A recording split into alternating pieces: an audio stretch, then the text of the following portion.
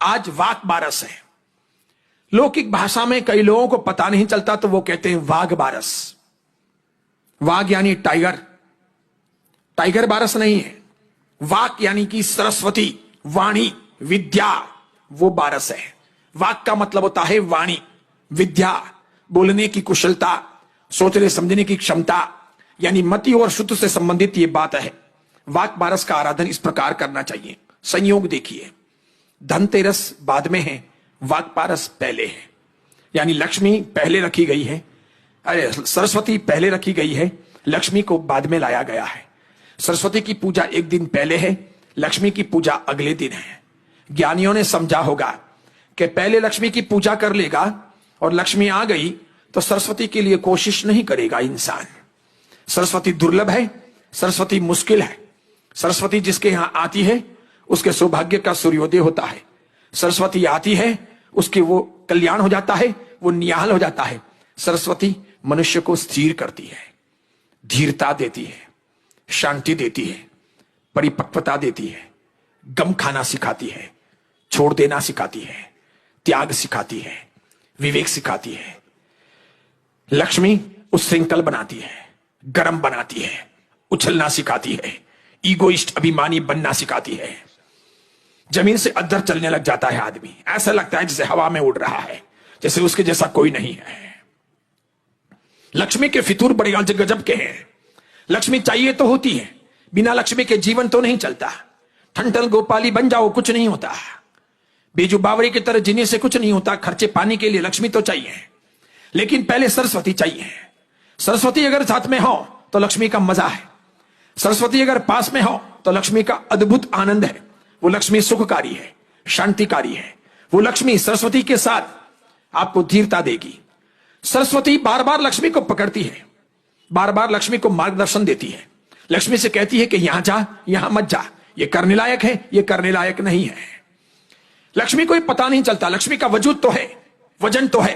वो पीली है और सफेद है, वो दमकती है, चमकती है, वो हीरे की तरह, वो पन्ने की तरह, अलग अलग रूपों में, वो सोने की तरह, वो चांदी की तरह, वो माने की तरह, मोतियों की तरह, अलग अलग प्रकार की ज्वेलरी की तरह, वो जमीन जायदाद की तरह, राजमहलों की तरह लक्ष्मी दमकती है, चमकती है। लेकिन उसकी डोर सरस्वती के हाथ में चाहिए। हम में से आधे लोग घन चक्कर हैं, सबको लक्ष्मी चाहिए, सरस्वती नहीं चाहिए। इसलिए हर धनतेरस को घिस घिस करके सिक्के धोते हैं, बहुत दूध में दही में धो धो करके पावन बनाते हैं, चमकाते हैं उन्हें। कभी ऐसा नहीं सोचते कि जिस प्रकार सिक्कों को चमका रहा हूं मेरे मन को कब चमकाऊंगा, ये जीवन के पथ को कब चमकाऊंगा। सरस्वती के बिना ऐसी सोच आएगी नहीं, ऐसा विचार नहीं आएगा, ऐसा ज्ञान नहीं आएगा। मैं आपसे पूछूं आपको क्या चाहिए? महाराज साहब बुद्धि चाहिए। ऐसे कहने वाले लोग बहुत कम मिलेंगे कि महाराज साहब सद्बुद्धि चाहिए। बुद्धि और सद्बुद्धि में अंतर है, ज्ञान और सम्यक ज्ञान में अंतर है। अब ज्ञान अज्ञान के भेद करने जाओ तो तीन भेद होंगे, ज्ञान, सम्यक ज्ञान और अज्ञान। ज्ञान और अज्ञान दो भेद नहीं, तीसरा एक भेद बीच में करना होगा। उसी प्रकार वाणी का, वचन का आदान प्रदान करने की बात करो तो सत्य असत्य, उसके बीच में एक और भेद आएगा, मौन। सच बोलना या झूठ बोलना, या फिर दोनों ही नहीं बोलना, चुप हो जाना, नहीं बोलना। समझो झूठ बोल ना सकते हो और सत्य बोलने के खतरनाक परिणाम आने वाले हों तो चुप रहना अच्छा है, ऐसा ज्ञानियों ने कहा है। समझ रहे हो आप? झूठ बोलना नहीं है, झूठ बोलना नहीं है और सच बोलने के खतरनाक परिणाम आने वाले हैं। ये मालूम पड़े कि सच बोलने से अनर्थ हो जाएगा, किसी की जिंदगी उजड़ जाएगी, किसी को फांसी के फंदे पर लगा दिया जाएगा, या किसी का घर टूट जाएगा, या किसी पर अत्याचार गुजरेंगे, उसकी बेहाली हो जाएगी। उस आत्मा का मेरी वजह से इस प्रकार का बेहालीपन ना हो, इसके लिए मैं चुप रहूं, मौन रहना। उसी प्रकार वाणी के बारे में कहा, ठीक ज्ञान के बारे में कहा कि ज्ञान, अज्ञान और सम्यक ज्ञान। तो बुद्धि के बारे में जब बात करते हैं तो बुद्धिशाली तो सभी बनना चाहते हैं, लेकिन सद्बुद्धिशाली कौन बनना चाहता है? बुद्धि के तो बहुत रूप हैं। जानबूझ करके झूठ बोलना बुद्धि का एक रूप है, सच को छिपाना बुद्धि का एक रूप है, सफाई पूर्वक झूठ बोलना बुद्धि का एक रूप है। कपट विद्या करना बुद्धि का एक रूप है। मायावी बनना, पॉलिटिशियन बनना, या बात को बदल के कहना, या काट के कहना, या उसमें नमक मिर्च डाल के कहना,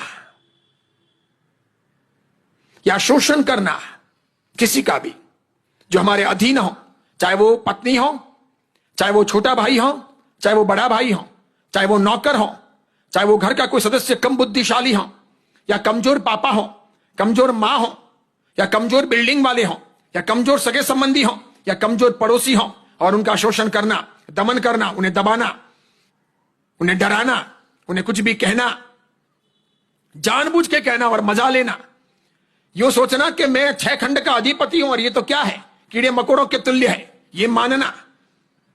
कई लोग होते हैं ऐसे, ये डॉनगिरी जो करते हैं वो ऐसे ही करते हैं। ये ज्ञान नहीं है। तीर्थंकरों ने, सरस्वती ने, आचार्य भगवंतों ने इसे ज्ञान नहीं कहा।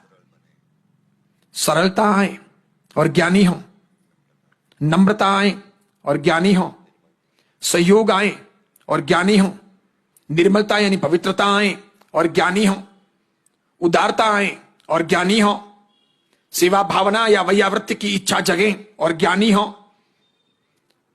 पाप प्रवृत्ति से रुकने का मन हो और ज्ञानी हो, जड़ता ना हो, बातों को ना पकड़े, अर्थ को समझें, आशय को समझें, भावार्थ को समझें, वक्त को समझें, द्रव्य क्षेत्र काल भाव के अनुसार निर्णय लें, निंदक ना बने, प्रशंसक बने, गुणों का अनुराग हो, व्यक्ति का अनुराग नहीं। ज्ञान के कई रूप हैं, बुद्धि के कई रूप हैं, बहुत बहुत अच्छे। इसलिए दुनिया में कोई कोई बुद्धू होते हैं, कोई एवरेज बुद्धिशाली होते हैं, कोई प्रखर बुद्धिशाली होते हैं, कोई पूर्ण बुद्धिशाली होते हैं। बुद्धि के रूपों का इतना ढंग है, छद्मस्त काल में भी, इस कलिकाल में जहां अवधि ज्ञान नहीं, मना पर्यव ज्ञान नहीं, केवल ज्ञान नहीं, बावजूद इसके मति और शुद्ध ज्ञान के बीच में भी हम बौद्धिक अच्छी अच्छी क्षमताएं देख सकते हैं। बहुत बढ़िया, अच्छे अच्छे बुद्धिशाली।